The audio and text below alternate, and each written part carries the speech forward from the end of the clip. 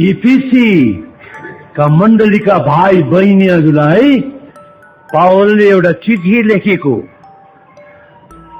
पहिलो अध्यायको 15 पददेखि अन्त्यसम्म हाम्रो एउटा पावलको एउटा विशेष प्रार्थना हाम्रो त्यहाँ भेटाउँछौँ। पावलले एफिसीका मण्डलीका भाइ बहिनीहरूका लागि चढाएको प्रार्थना यस प्रकारले पावल भन्दछ। म सबै पढ्दिन, म 18 पददेखि पढ्दैछु। तिमीहरूको हृदयको आँखा चहकिलो भएर उहाँको बोलावटको आशा के हो र पवित्र जनहरूमा उहाँको अधिकारको महिमाको सम्पत्ति के हो भनेर तिमीहरूले जान्न सक। उहाँको बलको सामर्थ्यको कार्य अनुसार हामी विश्वास गर्नेहरूतर्फ उहाँको शक्तिको अत्यन्त महानता के हो, जो ख्रिस्टलाई मुर्दाहरूबाट बिउताउँदा र आफ्नो दाहिने बाहुलीतर्फ स्वर्गीय स्थानहरूमा सबै शासन, अख्तियार, शक्ति र प्रभुत्व र न केवल यस युगमा तर आउने युगमा राखिएका हरेक नाउँभन्दा उच्च स्थानमा बसाल्दा उहाँले काममा लगाउनु भयो र सबै कुरा उहाँको चरणको अधीनमा राखिदिनु भयो र उहाँलाई सबै कुराको शिर हुनलाई मण्डलीलाई दिनुभयो, जो उहाँको शरीर हो। अर्थात् सबैमा सबै कुराको गर्नु भनेको परिपूर्णता हो। परमेश्वरले आफ्नो वचनको पाठमा हामीलाई आशीर्वाद देऊन्। 3वटा कुराको लागि पावलले प्रार्थना गरेको एफिसीका भाइ बहिनीको। अनि पावलको भने चाहिँ तिमीले जान्न सक तिमीहरूको हृदयको आँखा चहकिलो भएर, हृदयको आँखा, तिमीहरूको हृदयको आँखा यो शरीरको आँखा होइन, तिमीहरूको हृदयको आँखा चहकिलो भएपछि तिमीले 3वटा कुराहरू जान्न पर्छ। 3वटा कुराहरू, एउटा चाहिँ उहाँको बोलावटको आशा के हो। परमेश्वरले तिमीहरूलाई बोलाउनु भएको, यसको के हो आशा चाहिँ? परमेश्वरले बोलाउनु भएको केही कुरो दिनलाई ठुलो आशाको कुरो हो। अनि यो परमेश्वरको बोलावटको आशा पहिलो कुरो। दोस्रो कुरो चाहिँ तिमीहरूमा, अन्य जातिहरूमा परमेश्वरको महिमाको सम्पत्ति, तिमीहरू चाहिँ परमेश्वरको दृष्टिमा कति बहुमूल्य छौ, यो कुरो तिमीहरू जान्न सक। तिमीहरू चाहिँ परमेश्वरको दृष्टिमा कति बहुमूल्य छौ, तिमीहरू सस्तो होइनौ। यदि तिमीहरू सस्तो भएदेखि, मूल्यहीन भएदेखि चोरले आएर चोर्नलाई इच्छा गर्ने थिएन। तिमीहरूमा मूल्य छ, तिमीहरू बहुमूल्य हौ। ख्रिस्टमा तिमीहरू एकदमै मूल्यवान छौ। यसै कारण नै शैतानले तिमीलाई चोरेर लैजान चाहन्छ। तिमीहरू अन्य जाति विश्वासीहरू परमेश्वरको दृष्टिमा कति बहुमूल्य छौ। तर यो तेस्रो कुरो चाहिँ पावलले लेख्दछ। यो तेस्रो कुरो चाहिँ 19 पददेखि तिमीले जान्न सक उहाँको बलको सामर्थ्यको कार्य अनुसार हामी विश्वास गर्नेहरूतर्फ उहाँको अत्यन्त महान शक्ति, त्यो ठुलो शक्ति, त्यो कुरो तिमीले जान्न सक। त्यो शक्ति यहाँ भन्दछ, जो ख्रिस्टलाई मुर्दाहरूबाट बिउताउँदा र आफ्नो दाहिने बाहुलीतर्फ स्वर्गीय स्थानहरूमा सबै शासन र अख्तियार र शक्ति र प्रभुत्व र न केवल यस युगमा तर आउँदो युगमा राखिने हरेक नाउँभन्दा अति उच्च स्थानमा बसाल्दा उहाँले प्रयोग गर्नुभयो। त्यो महान शक्ति प्रभु येशू ख्रीष्टलाई मरेकाहरूबाट बिउताउँदा अनि आफ्नो दाहिने बाहुली तर्फ स्वर्गीय स्थानहरूमा सबै अधिकार अख्तियार शक्ति अनि प्रभुत्वमाथि अनि न केवल यस युगमा तर आउँदो युगमा राखिने हरेक नाउँमाथि बसाल्दा परमेश्वरले चलाउन भयो। उहाँको बलको सामर्थ्यको कार्य अनुसार त्यो ठुलो शक्ति चाहिँ के हो त्यो तिमीले जान्न सक। अनि यदि आज प्रियहरू हामी यो शक्ति चाहिँ के हो, पवित्र आत्माको यो शक्ति हामीले जान्न सक्यौं भने, मगजले जान्ने होइन कि हाम्रो हृदयले जान्न सक्यौं भने, हामी हृदयले जान्न सक्यौं भनेदेखि, जसो कि अघि हामी गाउन लागेको थियौं नि, चट्टानको महभन्दा मिठो, चट्टानको महभन्दा मिठो।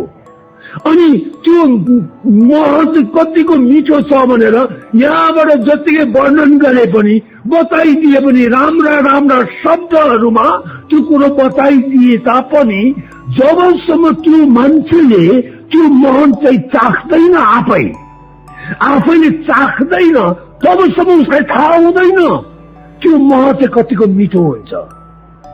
चाख्ने कुरो आफैले अनुभव गरेर चाख्ने कुरो। यहाँ खालि मगजमा मात्रै चट्टानको मह मिठो हुन्छ, चट्टानको मह मिठो हुन्छ भने कसैले भनेको कुरो चाहिँ हामीले सुन्यौं भनेदेखि हामी भन्छौं चट्टानको मह चाहिँ मिठो हुन्छ अरे, चट्टानको मह चाहिँ मिठो हुन्छ अरे। अनि त्यो चाहिँ के भन्दाखेरि हामीले सुनेको, कसरी थाहा भयो भने फलानाले भनेको चट्टानको मह चाहिँ मिठो हुन्छ अरे, यो चाहिँ।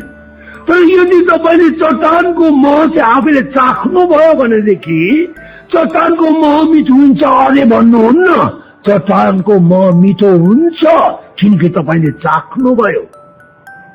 बाइबलमा लेखिएको छ, चाखेर हेर परमेश्वर कस्तो भलो हुनुहुन्छ। हामी धेरै क्रिस्चियनहरूले चाहिँ चाखेर चाहिँ हेर्दैनौ। अरूहरूले भनेको छौं, पास्टर गुरुबाले, दाईहरूले, दिदीहरूले, साथीहरूले भनेका छन्, हामी कासेटमा सुन्छौं, टिभीमा सुन्छौं, हामी यो एफएममा सुन्छौं, पत्र पत्रिकामा पढ्छौं। अनि त्यहाँदेखि परमप्रभु चाहिँ भलो हुनुहुन्छ, परमप्रभु चाहिँ असल हुनुहुन्छ भन्ने कुरो, परमप्रभु चाहिँ असल हुनुहुन्छ, परमप्रभु चाहिँ भलो हुनुहुन्छ। अघि हामीले सुन्दै थियौं नि, त्यो सानो केटोले धन्यवाद भन्न जानेन, तर पनि बाबुलाई भन्यो तपाईँ कति राम्रो हुनुहुन्छ, कति राम्रो हुनुहुन्छ। त्यो केटोले कसरी भनेको, किनकि त्यो केटोले थाहा पायो बाबुले प्यार गर्नुभएको, प्रेम गर्नुभएको, कसरी एकदमै त्यस हिलोमा त्यस प्रकार लडीबडी खेल्दाखेरि पनि पुनः रिसाउनु भएन, त्यो गर्नु भएन, पछि नुहाई धुवाई गरेर सफा गर्नुभयो। अनि त्यहाँदेखि त्यो छोरोले धन्यवाद भन्न जानेन, र उहाँले त्यो छोरोले भने बाबु तपाईँ कति राम्रो हुनुहुन्छ। चाखेर जान्नु पर्ने प्रियहरू। धेरैचोटि हामी यस्ता खालका सेवा सङ्गतिहरूमा आउँछौँ, थुप्रै बाइबलका कुराहरू सुन्छौँ, अनि हामी भन्छौँ ओ परमेश्वर भलो हुनुहुन्छ, परमेश्वर भलो हुनुहुन्छ। त्यतिले मात्रै पुग्दैन, त्यो त अरू मैले भनेको, अरू कसैले भनेको कुरो त्यति मात्रै। अनि कसरी थाहा पाउनु भयो त परमेश्वर भलो हुनुहुन्छ? ए भलो हुन्छ अरे, किनकि गुरुबाले भन्नुभयो भलो हुन्छ अरे, त्यो दिदीले भन्नुभयो, त्यो साथीले भन्नुभयो अरे अरे अरे। होइन प्रियहरू, यदि तपाईँ आफैले नै चाख्नुभयो भनेदेखि चाखेर हेर परमेश्वर कस्तो भलो हुनुहुन्छ, अरे भन्नु पर्दैन। तपाईँ भन्नुहुन्छ म जान्दछु परमेश्वर भलो हुनुहुन्छ, म जान्दछु किनकि मैले यो कुरो चाखेँ, मैले थाहा पाएँ। यसै कारण पावरले के भन्छ, यो कुरो तिमीले जान्न सक, तिमीले जान्न सक। त्यसको लागि तिमीहरूको हृदयको आँखा चहकिलो हुन पर्छ। पवित्र आत्माले तिमीको हृदयको आँखालाई उज्यालो बनाइदिनु पर्छ। अनि त्यहाँदेखि चाहिँ तिमीको हृदयको आँखा चहकिलो भयो भनेदेखि तिमीले जान्न सक्नेछौ परमेश्वरको बोलावटको आशा के हो, परमेश्वरले तिमीलाई बोलाउनु भएको संसारका करोडौं अरबौं मानिसहरूको बीचबाट परमेश्वरले तिमीलाई नाउँ काटेर बोलाउनु भयो, नाउँ काटेर बोलाउनु भयो। अनि तपाईले ख्रीष्ट येशूमा विश्वास गर्नुभयो, आज तपाई परमेश्वरको छोरो परमेश्वरको छोरी हुनुभएको छ। तपाई परमेश्वरको दृष्टिमा कति बहुमूल्य हुनुहुन्छ। तपाई सस्तो हुनुहुन्न। तपाईको लागि त परमेश्वरले यहाँ छ तपाईलाई सुन चाँदी रुपैयाँ पैसा दिएर तपाईलाई किनेर छुडाउनु भएको होइन। निर्दोष र निष्कलंक थुमाको रगत, प्रभु येशू ख्रीष्टको रगतको दाम तिरेर तपाईलाई मुक्ति दिनुभएको, छुडाउनु भएको। तपाईको लागि त परमेश्वरले कत्रो ठूलो मूल्य चुकाउनु भयो। आफ्नो एकमात्र पुत्रलाई पनि बाँकी राख्नु भएन, क्रुसमा मर्नलाई दिइहाल्नु भयो। तपाईलाई किनी छुडाउनका लागि धन रुपैयाँ पैसा दिएर तपाईलाई किनेर छुडाउनु भएको होइन। आफ्नो पुत्रको प्राणको दाम तिरेर तपाईलाई छुडाउनु भएको। यसकारण परमेश्वरको दृष्टिमा तपाई कति बहुमूल्य हुनुहुन्छ। शैतानलाई यो कुरो थाहा छ। यसकारण शैतानले चाहिँ चोर्न चाहन्छ, तपाईलाई खोसेर लैजान चाहन्छ। त्यति मात्र होइन, 19-20 पदमा हेर्नुहोस् है, उहाँको बलको सामर्थ्यको कार्य अनुसार हामी विश्वास गर्नेहरूतर्फ उहाँको महान शक्ति, उहाँको महान शक्ति के हो त्यो तिमीले जान्न सक। त्यो शक्ति जो उहाँले ख्रीष्ट येशूलाई मरेकाहरूबाट बिन्ताउँदा अनि आफ्नो दाहिने बाहुलीतर्फ स्वर्गीय स्थानमा सबै अधिकार, अख्तियार, शक्ति अनि प्रभुत्वमाथि र न केवल यस युगमा तर आउँदो युगमा राखिने सबै नाउँहरूभन्दा माथि बसाल्दाखेरि चलाउनु भयो।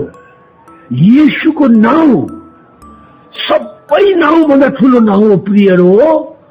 न केवल यस युगमा तर आउँदो युगमा पनि जे सुकैको नाउँ, जे व्यक्तिको नाउँ, शक्तिको नाउँ, संस्थाको नाउँ, जे सुकैको नाउँ भन्दा पनि ठूलो नाउँ चाहिँ येशू नाउँ हो। येशू नाउँ हो।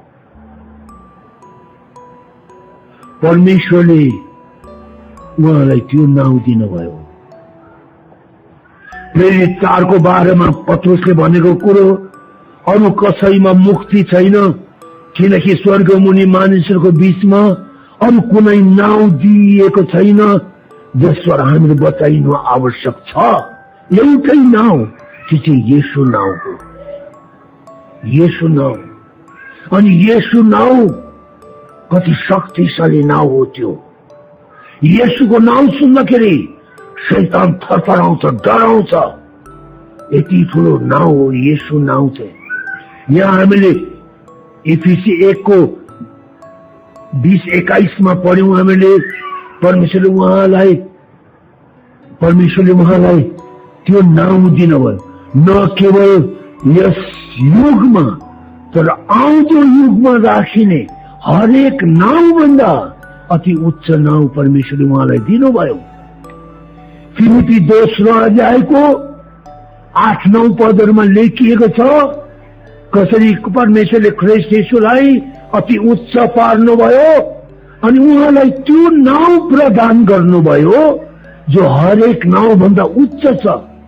स्वर्गमा, पृथ्वीमाथि, पृथ्वी मुनि भएका हरेक प्राणीले येशूको नाउँमा घुँडा टेक्नु पर्छ र हरेक जिब्रोले परमेश्वर पिताको महिमाको लागि येशूलाई प्रभु भनिकन मानिलिन पर्छ, स्वीकार गर्न पर्छ। फिलिपी 2 को 9-11 पदहरूमा त्यो लेखिएको छ। परमेश्वरले येशू प्रभुलाई अति उच्च पार्नुभयो अनि त्यो नाउँ प्रदान गर्नुभयो जो हरेक नाउँभन्दा उच्च छ। ख्रीष्ट येशूको नाउँ त हरेक नाउँभन्दा उच्च छ। तपाईँ रोग बिमारको कुरा गर्नु, क्यान्सर भन्ने एउटा रोगको नाउँ हो। तर येशूको नाउँ त त्यो क्यान्सर, त्यो रोगको नाउँ भन्दा पनि अझ उच्च छ। भनाइको अर्थ चाहिँ त्यो रोग जसको नाउँ चाहिँ क्यान्सर हो, त्यो रोग भन्दा अझ उच्च नाउँ त येशू नाउँ हो।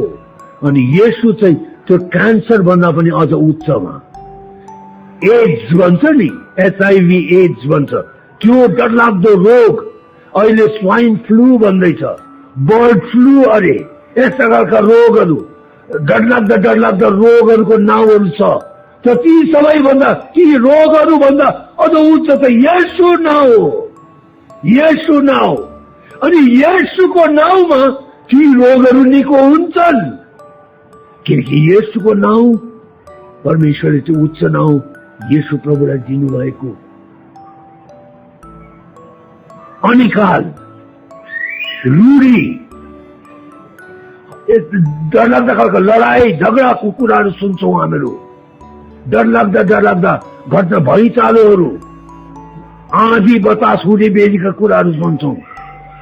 डरलाग्दा प्राकृतिक प्रकोपका कुराहरू हामी सुन्छौँ। तर यी सबै नाउँहरूभन्दा अझ उच्च नाउँ चाहिँ येशू प्रभुको नाउँ हो। अनि त्यो नाउँ आज तपाईले पाउनु भएको छ भाइ बहिनी। प्रभुले त्यो नाउँ तपाईलाई दिनुभएको छ। तपाईलाई येशूको नाउँ आज तपाईलाई दिनुभएको छ। येशू प्रभुले भन्नुभयो यूहन्नाको 14 अध्याय 12, 13, 14 पदहरूमा त्यहाँ दिएको छ, यदि तिमीहरूले मेरो नाउँमा केही माग्यौ भने त्यो म गर्नेछु। येशूको नाउँ, यदि तिमीहरूले मेरो नाउँमा केही माग्यौ भने पुत्रमा पिताको महिमा होस् भनेर त्यो म गर्नेछु। येशूको नाउँ, यो तपाईँ र मलाई परमेश्वरले दिनुभएको छ। हामी जतिजनाले येशू प्रभुलाई आफ्नो मुक्तिदाता प्रभु भनिकन ग्रहण गरेका छौं, येशूको रगतले आफ्ना पाप अपराधहरू धोइ मागेका छौं, येशू प्रभुले आफ्नो हृदयमा ग्रहण गरेका छौं, येशू प्रभु हाम्रो हृदयमा वास गर्नुहुन्छ। प्रियहरू, यहाँ चाहिँ तपाईलाई परमेश्वरले तपाईलाई येशू प्रभुमा सबै कुरा दिनुभएको छ। कुनै कुरो परमेश्वरले रोकेर राख्नु भएन। सबै कुरो तपाईलाई येशू प्रभुमा परमेश्वर दिनुभएको छ। अस्ति मात्रै मंगलबारको दिन हाम्रा फुल टाइम वर्कर्सहरूको बीचमा, पूर्णकालीन सेवा गर्ने हाम्रा भाइ बहिनीहरूको बीचमा, नानीहरूको बीचमा म भन्न लागेको थिएँ, रोमी 8 अध्यायको 32 पद।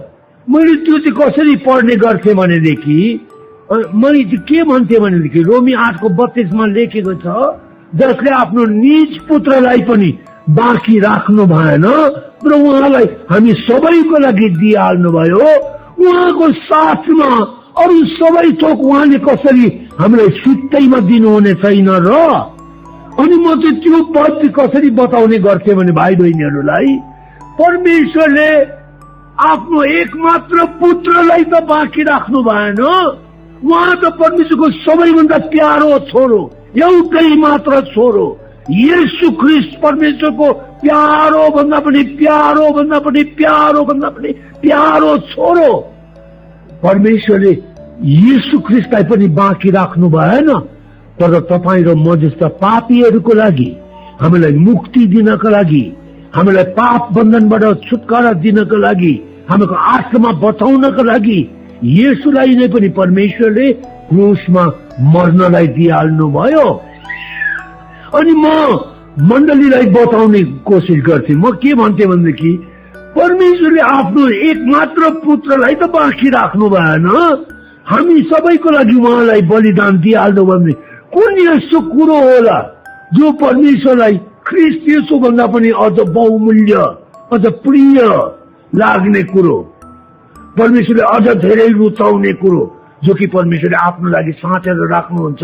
मैले आफ्नो पुत्र त दिएँ, यो त म दिन्न भनेर साँचेर राख्ने कुरो, ख्रीष्ट येशू भन्दा अझ बहुमूल्य कुरो परमेश्वरलाई के हुन सक्छ र भनेर मैले त्यस्तो प्रकारले बुझाउने कोसिस गर्थेँ। तर प्रभुले मलाई के देखाउनु भयो भने त्यो बाइबलको त्यो पदमा लेखेको कुरो चाहिँ यस्तो रहेछ। म यहाँबाट पढिदिउँ है।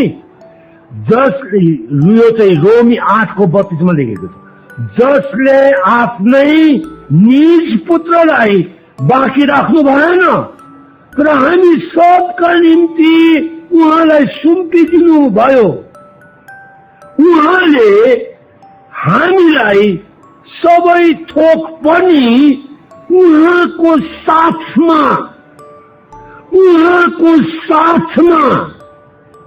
सित्तैमा कसैले दिनुहुने छैन र उहाँको साथमा। के भनेको उहाँको साथमा?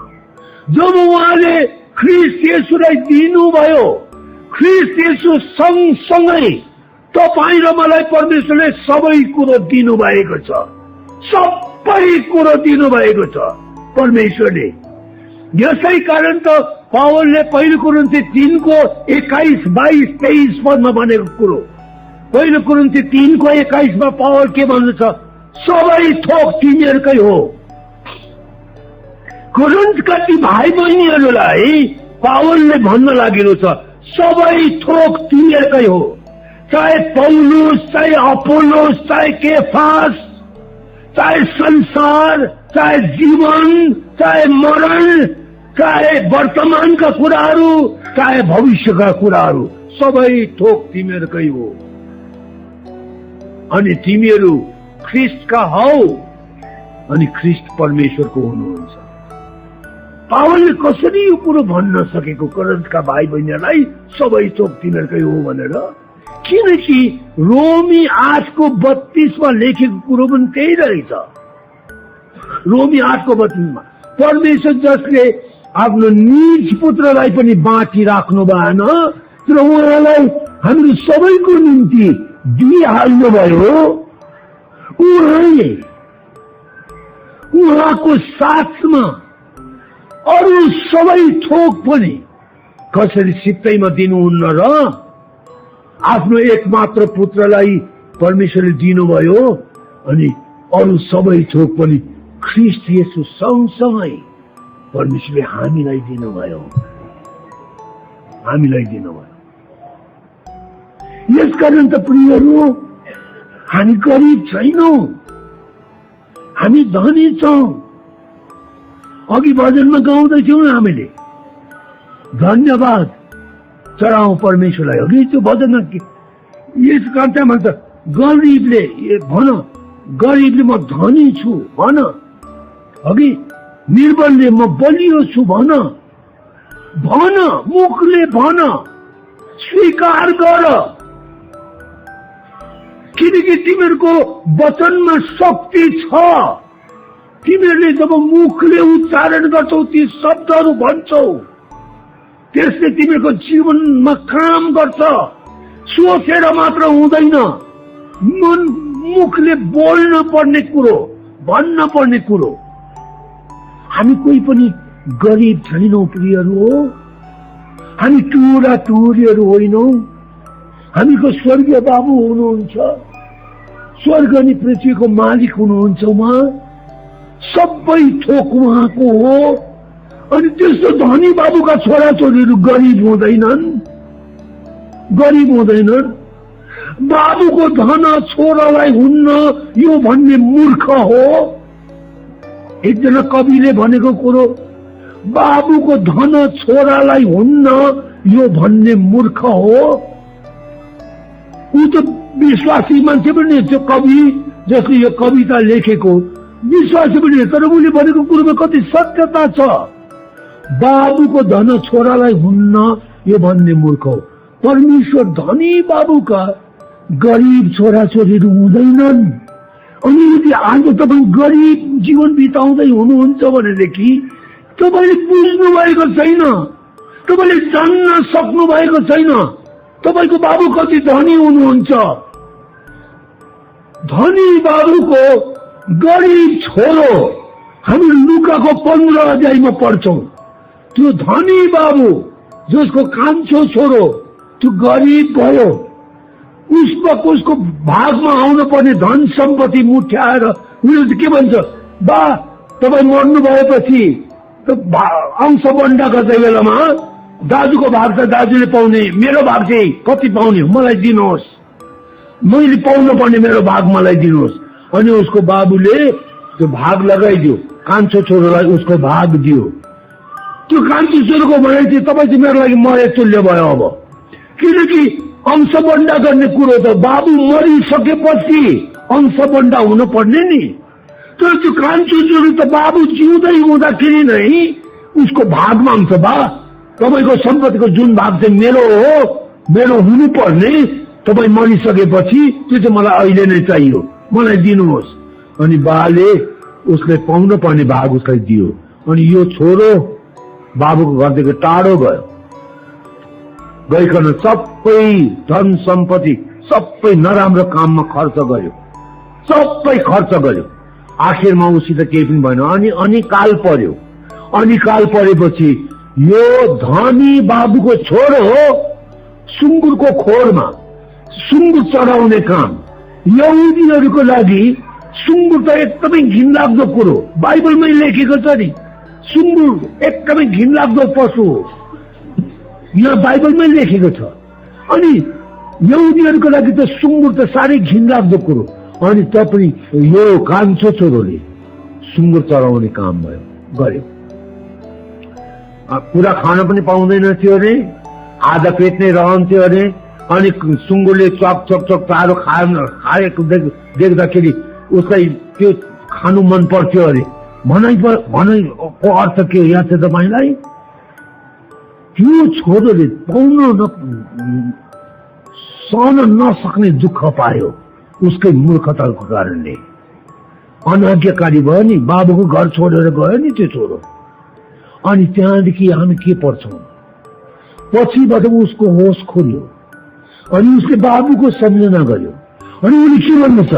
मेरो बाको घरमा धेरै ज्यालादारी नौकरहरूले खाएर पनि प्रशेषु बाँधेर फाल्छन्। अनि म चाहिँ त्यस्तो धनी बाबुको छोरो यसरी सुँगुर चढाइराखेको छु, सुँगुरले खाएको चारो खान पाए पनि हुन्थ्यो भन्ने मलाई लाग्छ। अनि त्यो केटोको होस खुल्यो, त्यो केटोले जान्यो। त्यति बेलासम्म चाहिँ उसले जानेको थिएन, त्यति बेलामा उसको होस खुल्यो। अनि उसले चाहिँ मेरो एउटा बाबु हुनुहुन्छ जो धनी हुनुहुन्छ। अनि यसै कारण उसले के भन्यो? म उठेर मेरो बा कहाँ जान्छु अनि म उहाँलाई भन्छु मैले स्वर्गको विरोधमा तपाईको दृष्टिमा पाप गरे, म तपाईको छोरो भनिने योग्यको छैन, मलाई तपाईको एउटा ज्यालादारी नौकरको जस्तो काम दिनुहोस्। पश्चातापी भएर बाको घरमा फर्केर गयो। प्रियहरू हो, यदि त्यस्तो धनी बाबुको छोरो पनि अनाज्ञाकारी भएर, अत्याधी भएर, ढिट भएर बाबुको घरलाई छोडेर संसारका मोज मजाका पछि लागेर सबै प्रकारका गन्दा मैला फोहोर कुराहरूको पछि लागेर बाको धन सम्पत्ति त्यसै हावामा उडायो भनेदेखि त्यो धनी बाबुको छोरो पनि गरिब हुन सक्दो रहेछ। यसकारण यदि आज म तपाईलाई त त्यही भन्छु, परमेश्वर बाबु जस्तो धनी, स्वर्ग अनि पृथ्वीको मालिक, उहाँको छोरो अनि छोरी भएर पनि यदि आज तपाईँ गरिब जस्तो जीवन बिताउँदै हुनुहुन्छ भने तपाईँले होसियार गर्नु पर्यो। कहीँ तपाईँ बाबुको घरलाई छोडेर बाहिर निस्कनु भएको छैन, बाबुले दिनुभएको आशिषहरूको दुरुपयोग त भएको छैन, जताभावी जेसुकै मन पर्यो त्यस्तै खालको छाडा जीवन त बिताइराख्नु भएको छैन तपाईँले। के कारण हो? त्यस्तो धनी बाबुको छोरो भएर छोरी भएर पनि तपाईँ गरिब हुनुहुन्छ। प्रियहरू हो, म आज तपाईँलाई भन्न चाहन्छु, तपाईँ टुहुरा हुनुहुन्न, टुहुरी हुनुहुन्न, तपाईँको एउटा बा हुनुहुन्छ, स्वर्ग अनि पृथ्वीको मालिक हुनुहुन्छ उहाँ। अनि बाको घरमा तपाईको लागि सबै आशिषहरू राखिएका छन्। तपाईँ चाहिँ बाको घरमा हुनुपर्ने। त्यो कान्छो छोरो जब फर्केर आएपछि बाले उस जस्तो थियो त्यस्तै नै उसलाई बाले उसलाई अँगालो हाल्यो, मुहाई खायो, माया गर्यो। सुँगुरहरूसँग बसेको गन्दा फोहोर थियो होला त्यो। बाले भनेर गएर नुहाई धुवाई गरेर कपडा बदलेर आइज अनि म तँलाई अङ्गालोमा बस्छु, प्यारो गर्छु भन्नु भएन। जस्तो सुँगुरको खोरबाट आएको त्यस्तै गनाइरहेको फोहोर केटोलाई बाले अङ्गालो हालेर मुहाई खायो। तपाईँ अनि म पनि हामी प्रभु परमेश्वर कहाँ जाँदाखेरि कस्तो अवस्थामा थियौँ याद छ तपाईँलाई? कति फोहोर थियो हामीहरूको जीवन, मैला थियो, गन्दा थियो, अशुद्धताले भरिएको, अपवित्रताले भरिएको।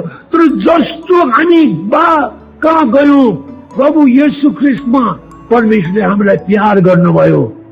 हामीलाई भन्नु भएन त अलिक सफा भएर आइज, त्यहाँदेखि मात्रै म तँलाई तँसँग बात गर्छु, अर्को लुगा लगाएर नुहाई धुवाई गरेर लुगा लगाएर आइज भन्नु भएन। जस्तो थियो त्यस्तै नै परमेश्वरले तपाईँ र मलाई ग्रहण गर्नुभयो अनि ख्रिस्ट येशूको रगतले हामीलाई धोई पखाली शुद्ध पार्नुभयो अनि हामीलाई धार्मिकताको वस्त्र लगाइदिनु भयो। परमेश्वरले त्यति साह्रो प्यार गर्नुभयो। परमेश्वरले तपाईँ र मलाई माया गर्नुहुन्छ। तर जे जति कुराहरू त्यो कान्छो छोरोले बाको घरमा पाउन सक्ने कुराहरू चाहिँ बाहिर खोज्नलाई गयो, टाढो देशमा गयो भनेर बाइबलमा लेखिएको छ। ती घरमा बसेर त उसले मजा गर्न पाएन, धन सम्पत्ति भए तापनि उसका साथीहरूलाई बोलाउन पाएन, नाच गान गर्ने, गाड रक्सी खाने, त्यस्ता खालका फोहोर कामहरू गर्ने बाको अगाडि त उसले गर्न सकेन। यसकारण ऊ बाको दृष्टिदेखि टाढो मुलुकमा धन सम्पत्ति लिएर गयो अनि गन्दा मैला फोहोर कुराहरूमा उसले जीवन बितायो। तर ऊ फर्केर आउँदा चाहिँ उसले बालाई के भन्छ, मैले स्वर्गको विरुद्धमा अनि तपाईँको दृष्टिमा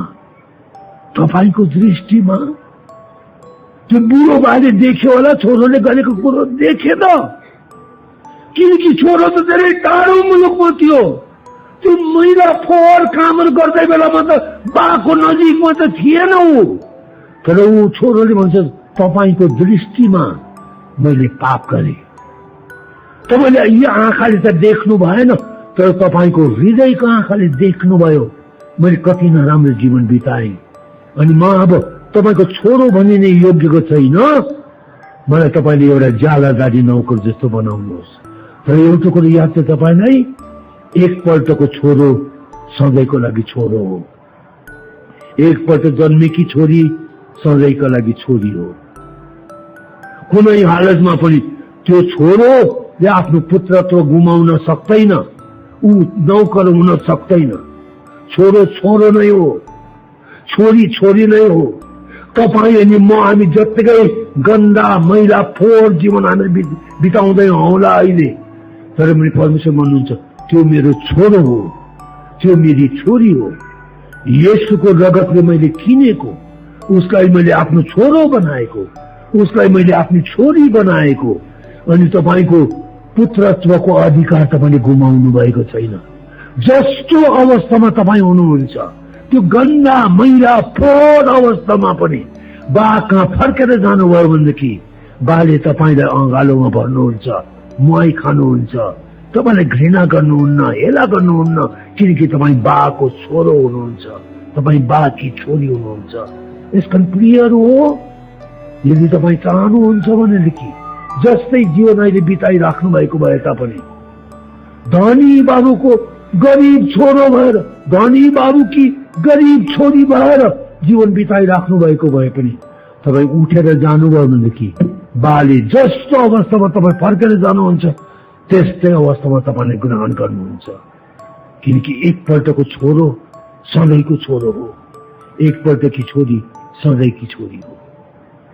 परमेश्वरले तपाईँ र मलाई प्यार गर्नुहुन्छ। यो कुरो याद गर्नुहोस् न, यो शक्ति प्रभु येशू ख्रिस्टलाई मरेकाहरूबाट बिउताउँदा अनि आफ्नो दाहिने बाहुलीतर्फ सबै अधिकार, अख्तियार, शक्ति अनि प्रभुत्वमाथि न केवल यस युगमा तर आउँदो युगमा राखिने हरेक नाउँमाथि बसाल्दा हुने चलाउनु भएको यो शक्ति परमेश्वरले आज तपाईँ म विश्वास गर्ने परमेश्वरका छोरा छोरीहरूको निम्ति यही शक्ति चलाउनुहुन्छ, यही शक्ति चलाउनुहुन्छ। रोमी 8 अध्यायको 11 पदमा लेखेको कुरो, रोमी 8 को 11 येशूलाई मरेकाहरूबाट बिउताउनु हुनेको आत्मा तिमीहरूमा बास गर्नुहुन्छ भने ख्रीष्ट येशूलाई मरेकाहरूबाट बिउताउनु हुनेले नै उहाँको आत्माद्वारा जो तिमीहरूमा बास गर्नुहुन्छ तिमीहरूको मरणशील शरीरलाई जीवित तुल्याउनुहुन्छ। याद छ तपाईलाई, तपाईले ख्रीष्ट यीशु प्रभुलाई ग्रहण गर्नुभएको हो भनेदेखि, प्रभु यीशुलाई आफ्नो मुक्तिदाता प्रभु भनिकन ग्रहण गर्नुभएको छ भनेदेखि तपाईको त्यो शरीरमा, जुन शरीरमा तपाईँ हुनुहुन्छ नि, त्यो शरीरमा यहाँ परमेश्वरको आत्माले, पवित्र आत्माले बास गर्नुभएको छ। अनि परमेश्वरको पवित्र आत्मा पनि उहाँ परमेश्वर नै हुनुहुन्छ। यीशु मसीह प्रभुलाई परमेश्वर पिताले उही पवित्र आत्माद्वारा मरेकाहरूबाट बिउताउनु भयो, बौराई उठाउनु भयो अनि पृथ्वीमा राख्नु भएन, त्यहाँदेखि पनि अझै माथि उचाल्नु भयो, स्वर्गीय स्थानहरूमा आफ्नो दाहिने बाहुली तर्फ परमेश्वरले पुर्याउनु भयो उही पवित्र आत्माद्वारा। पवित्र आत्मा त्यति शक्तिशाली हुनुहुन्छ, पवित्र आत्मामा त्यो शक्ति छ। मरेको येशू मसीह प्रभुलाई तलबाट मर्त्य लोकबाट निकालेर ल्याउनु भयो, पृथ्वीमा राख्नु भएन, यहाँभन्दा पनि माथि उचाल्नु भयो, स्वर्गीय स्थानमा पिताको दाहिनो हातपट्टि गएर बसाल्नु भयो। उही पवित्र आत्मा आज तपाईँ भित्र हुनुहुन्छ, म भित्र हुनुहुन्छ। उही पवित्र आत्मा, अर्को किसिमको पवित्र आत्मा होइन, उही पवित्र आत्मा। अनि पावलले के भन्दछ, यदि येशूलाई मरेकाहरूबाट बिउताउनु हुनेको आत्मा तिमीहरूमा बास गर्नुहुन्छ भने ख्रीष्ट येशूलाई मरेकाहरूबाट बिउताउनु हुनेले नै उहाँको आत्माद्वारा जो तिमीहरूमा बास गर्नुहुन्छ, हेर्नुहोस् त, उहाँको आत्मा जो तिमीहरूमा बास गर्नुहुन्छ, दुईपल्ट नै भनेको छ, तिमीहरूमा बास गर्नुहुन्छ। उहाँको आत्मा, परम प्रभु परमेश्वरको आत्मा, पवित्र आत्मा तिमीहरूमा बास गर्नुहुन्छ। तिमीहरूको नाशमान शरीरलाई, यो नाशमान शरीरलाई जीवित तुल्याउनुहुन्छ। थाहा छ तपाईलाई, यदि यो कुरो तपाईँले थाहा पाउनु भयो भनेदेखि त तपाईँको शरीरमा जस्तै पनि रोग किन नहोस्, त्यो रोग त हटेर जानुपर्ने हो। किनकि परमेश्वरको आत्मा जो ख्रीष्ट येशूलाई मरेकाहरूबाट बिउताउनु हुने परमेश्वरको आत्मा तपाईँमा हुनुहुन्छ। यसको त्यो रोग जो छ, त्यो रोग त हटेर जानुपर्ने हो। तपाईँले यो कुरो जान्नै भएको छैन, यो कुरो बुझ्नु नै भएको छैन, अनि तपाईँको अज्ञानतामा तपाईँले त्यो रोगलाई साँचेर राख्नु भएको छ। त्यो रोग अझैसम्म तपाईँमै छ, किनकि तपाईँलाई थाहा छैन कि तपाईँभित्र त ख्रीष्ट येशूलाई मरेकाहरूबाट बिउताउनु हुने परमेश्वरको आत्मा यहाँ भित्र बास गर्नुहुन्छ। यो कुरो त तपाईँलाई थाहै छैन।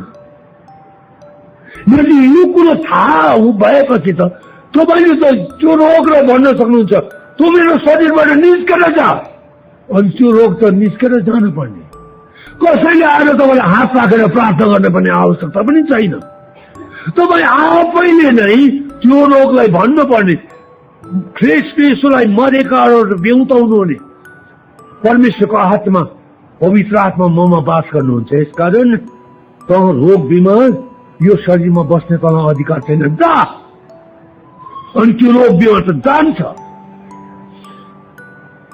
अर्को कुरो हामी यहाँ पढेको, न केवल यस युगमा तर आउँदो युगमा पनि राखिने हरेक नाउँभन्दा अति उच्च स्थानमा प्रभु येशू ख्रीष्टलाई परमेश्वरले राख्नुभयो। त्यो नाउँ दिनुभयो। येशू नाउँ भनेको त क्यान्सरको नाउँ भन्दा पनि अझ ठूलो नाउँ येशूको नाउँ हो। येशूको नाउँ त अरू रोग बिमारको नाउँ। गरिबी भनौँ न, चिन्ता फिक्री भनौँ न, तपाईको जीवनमा अरू प्रकारका नराम्रा कुलतहरू होलान्, घिनलाग्दा खालका बानी बेहोराहरू, बन्धनहरू होलान्, अशान्ति होला। ती सबै नाउँहरू भन्दा त येशू नाउँ त सबैभन्दा उच्च नाउँ हो नि। अनि यसका जब तपाईँ भन्नुहुन्छ येशूको नाउँमा निस्केर जा भनेपछि त तिनीहरू त जानुपर्ने हो नि, किनकि त्यो अधिकार, येशू नाउँको अधिकार तपाईलाई प्रभुले दिनुभएको छ। अस्ति पनि मैले तपाईलाई भने होला, प्रभु येशू ख्रीष्टले हामीलाई अधिकार दिनुभएको छ अनि यो अधिकार चाहिँ हामीले चलाउन पर्ने।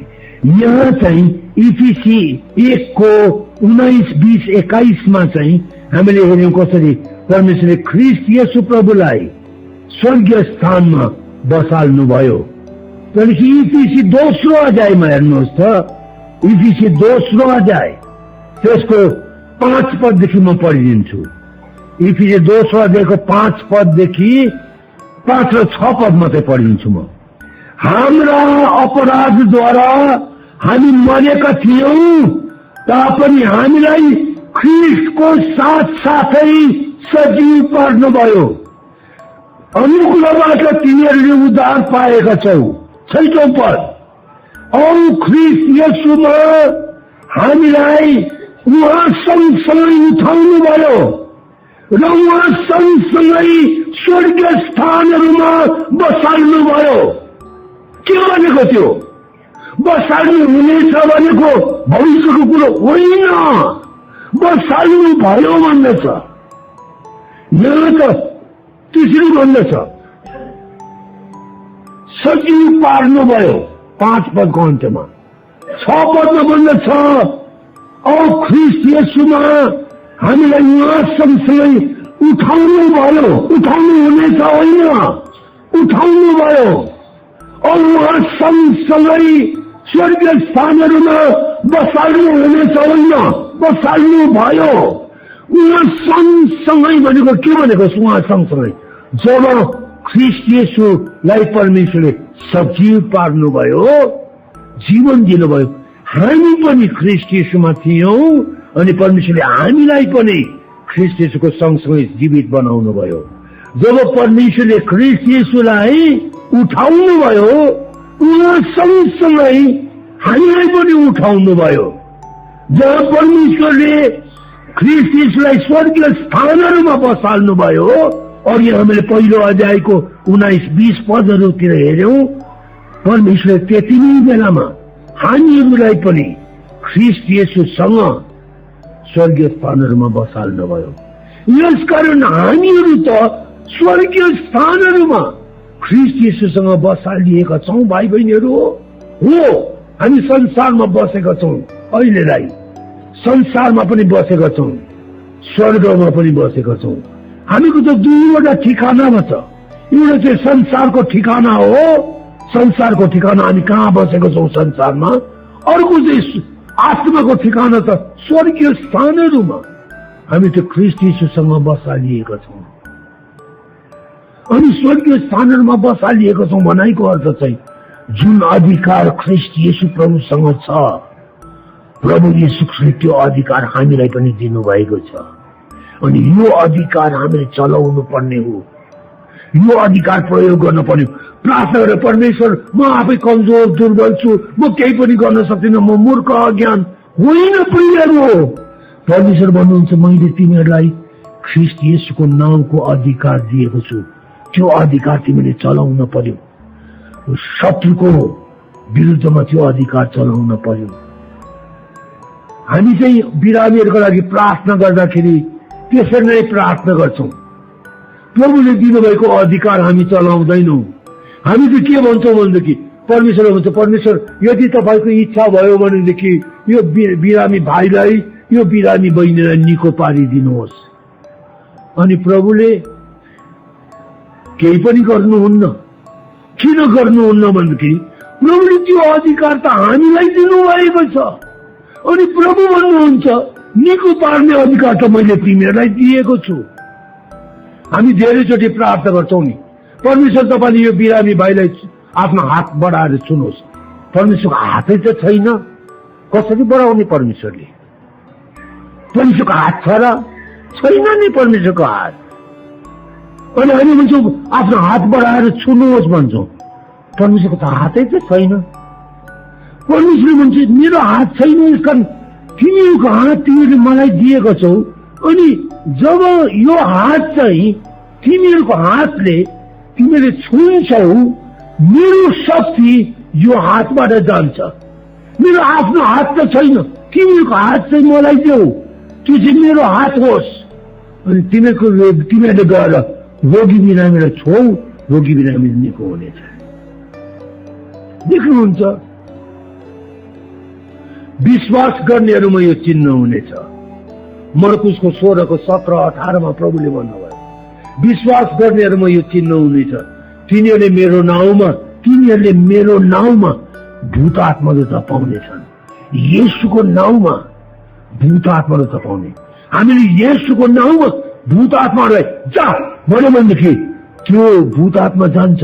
तर हामीले येशूको नाउँ मन्त्र जपे जस्तो चलाउने होइन, किनकि प्रेरितको 19 अध्यायमा हामी पढ्छौं, स्किवा नाउँ भएको एकजना प्रधान पुजारीका छोराहरू थिए, अनि जुनहरूले भूत आत्माहरू धपाउने कोसिस गरेका थिए।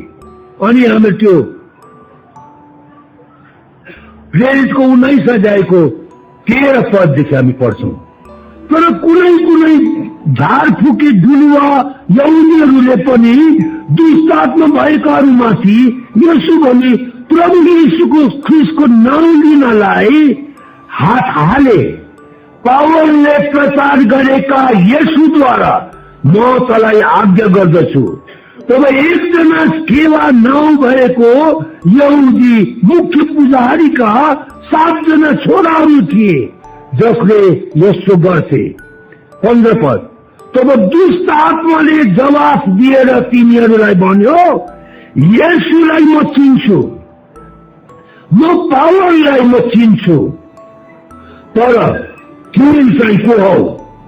औ त्यो दुष्ट आत्मा भएको मानिस तिनीहरूमाथि उफ्रदै आयो र तिनीहरू दुवैलाई बसमा पारेर तिनीहरूलाई यसरी घायल पार्यो र तिनीहरू त्यस घरबाट नाङ्गो र घाइते भएर भागे। स्किवाका छोराहरूले, मुख्य पुजारीका छोराहरूले पनि गएर येशूको नाउँ चलाए त्यो भूत आत्मा लागेको मान्छेलाई। अनि उनीहरूले के भन्यो भनेदेखि पावलले प्रचार गरेको येशूको नाउँमा म आज्ञा गर्दछु, त निस्केर जा। अनि त्यो भूत आत्माले के भन्दछ? येशूलाई म चिन्छु, पावललाई पनि म चिन्छु, तर तिमी को हौ? म तिमीलाई चिन्दिन। स्केवाका ती छोराहरूले चाहिँ प्रभु येशू ख्रिस्टलाई चिनेका थिएनन् र पनि येशू प्रभुको नाउँ चलाए उनीहरूले। येशूको नाउँमा, येशूको नाउँ हुँदैन प्रियहरू हो, जसले प्रभु येशू ख्रिस्टलाई चिनेकै छैन, जसले प्रभु येशू ख्रिस्टलाई ग्रहण गरेकै छैन, त्यो मान्छेले येशूको नाउँ भनेर चलाएर हुँदैन, त्यसो प्रकारको मन्त्र जपेर हुँदैन। तर तपाईँ अनि मैले येशू मुक्तिदातालाई चिनेका छौं, येशू मुक्तिदाताको नाउँमा हामीहरू बचाइएका छौं। येशू मुक्तिदाताले त्यो नाउँ चलाउनु भनेर हामीलाई दिनुभएको नाउँ हो। अनि यसै कारण जब हामीले येशूको नाउँमा भूत आत्मालाई भन्छौँ निस्केर जा, भूत आत्माले जान पर्छ, किनकि हामी येशू प्रभुलाई चिन्छौं, येशू प्रभु हामीमा हुनुहुन्छ। अनि यसै कारण हो हामीले पाएको यो अधिकार जो छ यो हामीले चलाउन पर्छ। परमेश्वरले येशू प्रभुलाई स्वर्गीय स्थानहरूमा बसाल्नु भयो। प्रभु येशू प्रभुले हामीहरूलाई पनि स्वर्गीय स्थानहरूमा बसाल्नु भएको छ। अनि सबै अधिकार, अख्तियार, शक्ति अनि प्रभुत्वमाथि येशू प्रभुलाई परमेश्वरले अधिकार दिनुभयो। त्यही अधिकार येशू प्रभुले आज तपाईँ र मलाई दिनुभएको छ। शैतानले परमेश्वरबाट पाएको अधिकार होइन। अदमको बगैँचामा मान्छेलाई झुक्काएर हव्वालाई धोखा दिएर पाप गर्न लगाएर त्यो अधिकार चाहिँ मान्छेबाट लिएको हो। शैतानले त्यो अधिकार चाहिँ मान्छेबाट लिएको अधिकार। अनि यसै कारण शैतानलाई त हामी बाइबलमा पढ्छौँ नि, कसरी यस संसारको शासक भनेर पनि लेखेको छ, यस संसारको देव भनेर पनि लेखेको छ, बाइबलमा लेखेको छ। हो, किनकि त्यो अधिकार चाहिँ परमेश्वरले आदम र हव्वालाई दिनुभएको फल्दै फुल्दै बढ्दै जाऊ अनि पृथ्वीलाई अधिकार गर, पशु पक्षीमाथि अधिकार गर, परमेश्वरले दिनुभएको त्यो अधिकार चाहिँ आदम र हव्वाबाट शैतानले खोसेर लगेको थियो। अनि येशू मसीह प्रभुले क्रुसको मृत्यु मर्नुभयो। हिब्रूको 2 अध्यायको 14-15 पढ्छौँ कसरी छोरा छोरीहरू हाड र रगतको सम्भागी भएको हुनाले येशू मसीह प्रभु पनि हाड र रगतको सम्भागी हुनुभयो, हाड र मासुको सम्भागी हुनुभयो। अनि मृत्युको सामर्थ्य भएको शैतानलाई मृत्युद्वारा नै रद्दी बनाउनु भयो, जित्नु भयो, रद्दी तुल्याउनु भयो। अनि मृत्युको डरको कारणले जीवनभर दासत्वमा फँसेका मानिसहरूलाई छुटकारा दिनुभयो। प्रभु येशू क्रुसमा मर्नुभयो। क्रुसमा मरेपछि तल्लो लोकमा ओर्लेर जानुभयो। अनि शैतानलाई प्रभु येशूले भन्नुभयो, त्यो साँचो दे, अधिकारको साँचो जो तैले आदम र हव्वाबाट तैले झुक्काएर ठगेर लिएको थिइस्, यहाँ राख। अनि शैतानले प्रभुसँग झगडा गरेन। हारेको शैतानले त्यो साँचोको गुच्छा प्रभु येशूको हातमा राखिदिनु भयो, राखिदियो। अनि येशू प्रभुले त्यो गुच्छा अधिकारको त्यो साँचो लिएर आउनुभयो। अनि आज त्यो अधिकारको साँचो तपाईँ र मलाई दिनुभएको छ। त्यो अधिकार आदमले गुमाएको, शैतानले लुटेर खोसेर लगेको अधिकारको साँचो येशू प्रभुले तपाईँ र मलाई दिनुभएको छ। अनि त्यो अब हामीले चलाउनु पर्यो। शैतानले त ढाँटेर छल गरेर कपटी गरेर लगेको थियो, प्रभुले आज फिर्ता दिनुभएको छ। अनि अब त्यो अधिकार हामीले चलाउन पर्यो, येशूको नामको अधिकार। अनि यसै कारण लोक दुनियाँ सन्चुपनाहरू यस्तो खालका प्रभु तपाईँले निको पार्नुहोस्, प्रभुलाई बिन्ती गर्ने कुरो होइन। प्रभु भन्नुहुन्छ तिमीलाई मैले अधिकार दिएको छु, गएर तिमीले निको पार। अनि हामीले त्यो अधिकार चलाउनु पर्यो। मर्को 16:17-18 विश्वास गर्नेहरूमा यो चिन्ह हुनेछ, तिनीहरूले मेरो नाउँमा भूत आत्माहरू दपाउनेछन्, नयाँ नयाँ भाषा बोल्नेछन्, सर्पहरू टिप्नेछन्, विषैला कुरा पिए तापनि त्यसले तिनीहरूको हानि गर्ने छैन, रोगी बिरामीहरूमाथि हात राख्नेछन् अनि ती निको हुनेछन्। प्रभुले यो अधिकार त आज तपाईँ र मलाई दिनुभएको छ। अनि यो अधिकार नचलाएर हामी चाहिँ गएर प्रभुलाई बिन्ती गर्छौँ, प्रार्थना, प्रभु तपाईँले गरिदिनुहोस्, यो बिरामीलाई निको पार्नुहोस्, यो भूत आत्मालाई धपाइदिनुहोस्, सहायता गर्नुहोस्। प्रभु भन्नुहुन्छ मैले त्यो अधिकार तिमीलाई दिएपछि तिमीले गर न, मैले किन गर्ने, तिमीले गर, किनकि यो अधिकार मैले तिमीलाई दिएको छु। आज त्यो अधिकार त तपाईँ र मैले चलाउन पर्ने। बुझ्नुभयो सबैले यो कुरो हामीले जान्न पर्छ। तिमीहरूको हृदयको आँखा चहकिलो भएर तिमीले यो कुरो जान्न सक। पवित्र आत्माले यो कुरो तिमीलाई बुझाउनु भयो भनेदेखि तिमीको जीवन बेग्लै किसिमको जीवन हुनेछ। आउनुहोस् हामी प्रार्थना गरौँ। सबैजना आफ्नो आँखा बन्द गरौँ, आफ्नो शिर झुकाउँ। आज बिहान प्रभुले तपाईँ र मलाई कतिवटा कुराहरू बताउनु भएको छ। हामी कमजोर छैनौँ, हामीहरू बलियो छौँ, हामी गरिब छैनौँ, हामी धनी छौँ। हामीले भन्नुपर्छ, मुखले भन्नुपर्छ, मुखले भन्नुपर्छ। एकछिन सबैजना यता हेर्नुहोस्, म एउटा कुरा भन्छु। अस्तिको हामीको आत्मिक सेवाको समयमा पास्टर अशोक मुखियाले हामी सबै मण्डलीलाई भन्न लगाउनु भयो, मुखले स्वीकार गर्न लाउनु भयो। अनि उहाँले के भन्नुभयो भनेदेखि हामीले मुखले बोलेर नै स्वीकार गर्न पर्छ। नकारात्मक कुराहरू, म कमजोर छु, म दुर्बल छु, म केही पनि जान्दिनँ, म गरिब छु भनिबस्छ भने त्यस्तै नै हुन्छ। हाम्रो मुखले जे कुरो उच्चारण गर्छ त्यस्तै नै हुन्छ। अशोक मुखिया बाबुले हामीलाई भन्न लाउनु भएको कुरो चाहिँ म तपाईहरुलाई पनि स्वीकार गर्न लाउँछु।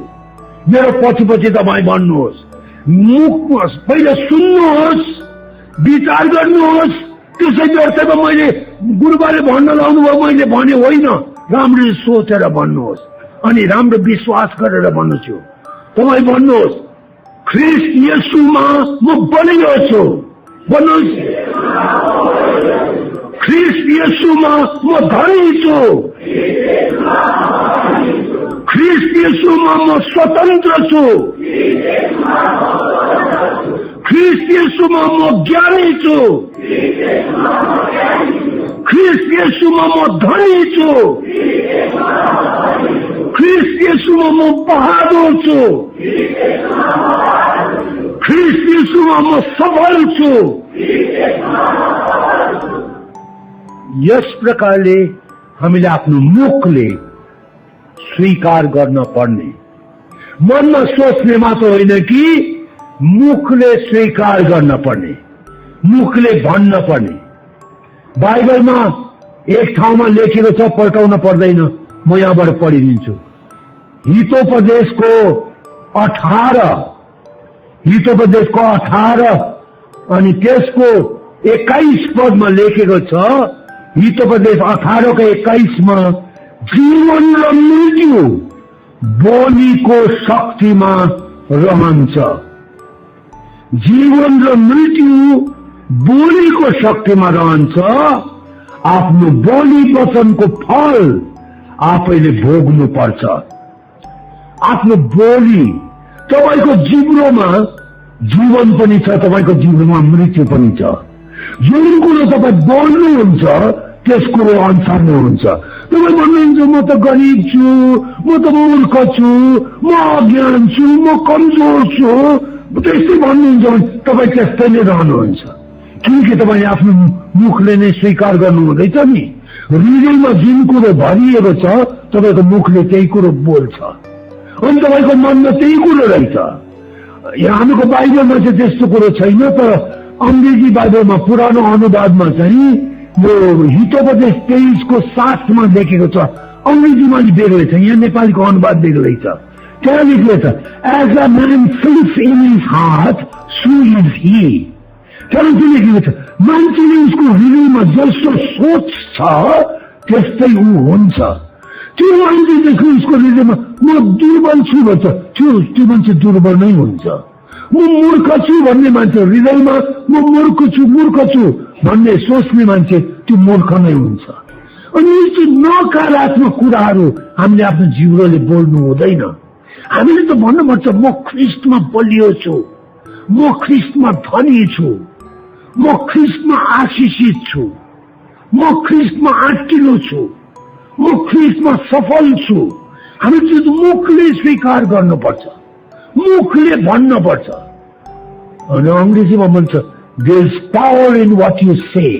जुन कुरो तपाईँ भन्नुहुन्छ त्यो कुरोमा शक्ति छ।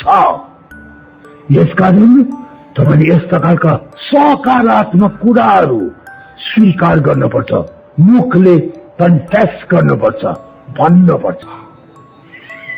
अस्ति मंगलबारको आत्मिक सेवामा पास्टर अशोकले हामीलाई यो कुरो भन्न लाउनु भयो, उहाँको पछि पछि भन्न लाउनु भयो।